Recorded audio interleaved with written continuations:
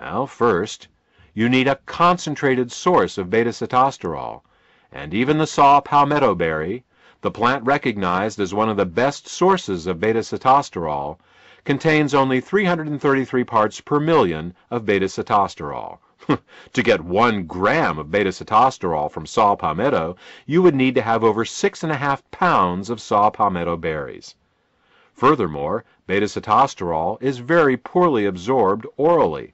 Less than 5% of what you take by mouth makes its way into the bloodstream, and then even less gets to the prostate itself.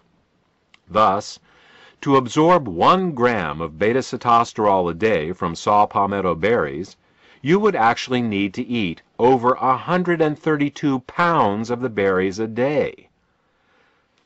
Ellagic acid is found in raspberries and pomegranates, but again, we have the same problem with absorption and concentration. Unless you have the digestive capacity of a 500-pound mountain gorilla, and you spent all day stuffing yourself with saw palmetto berries and raspberries, you would need to get a more concentrated source of Beta Sitosterol and ellagic acid. So, the first 2 ingredients we chose to put in endosterol were concentrated forms of Beta Sitosterol and ellagic acid. Okay, that takes care of the first 2 problems, hormonal inversions and cancer. Let's move on to problem number 3. The third cause of prostate problems is zinc deficiency. A zinc deficiency not only causes the prostate to operate less effectively, it can also cause it to enlarge. Different organs in the body have different requirements for elements, and for the prostate, zinc is required. It may sound strange that some organs need more of one element than another, but you already know of the most common example. It's called goiter. While the younger generation may not be as familiar with this, the older generation will be. Goiter is an enlargement of the thyroid gland in the neck due to insufficient iodine in the diet.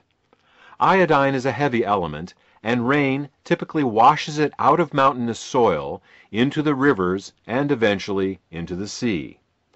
People living near the oceans who eat fish get all the iodine they need, but people who live in the mountains often become iodine deficient and can develop goiter. Of course, this isn't seen much anymore in developed countries where iodine is added to table salt, but it demonstrates the point.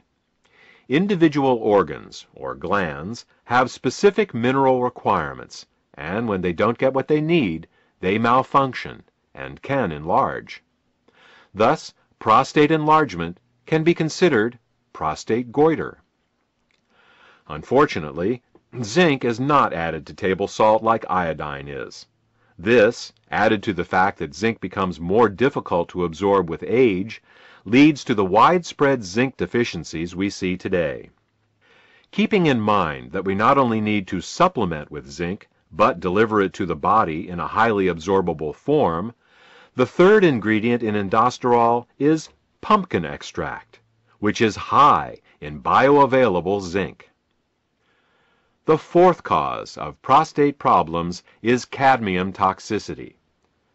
Cadmium toxicity is actually related to zinc deficiency in the sense that low zinc levels can cause cadmium toxicity. Cadmium is a toxic heavy metal, commonly found in soft drinks, seafood, cigarette smoke, plastics, water softeners, and other places. Cadmium can cause chronic fatigue, hair loss, high blood pressure, arthritis, impotence, and of course, prostate problems. Cadmium owes its unique ability to damage the prostate to its similarity to the element zinc. Now, all beneficial elements have their toxic analogs, poisonous elements that the body mistakes for the beneficial ones.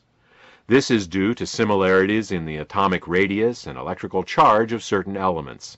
Thus, the body mistakes aluminum for magnesium, lead for calcium, mercury for selenium, and cadmium for zinc. Now, the prostate needs zinc to function, and it is often zinc deficient, So when it sees some toxic cadmium floating by in the bloodstream, it thinks, oh good, here's some zinc, I need that, and it gobbles it right up. In this manner, over time, cadmium accumulates and begins causing problems. If a man were to take supplemental zinc his whole life, it would offer some protection against cadmium absorption, but even so, some cadmium is bound to make it to the prostate.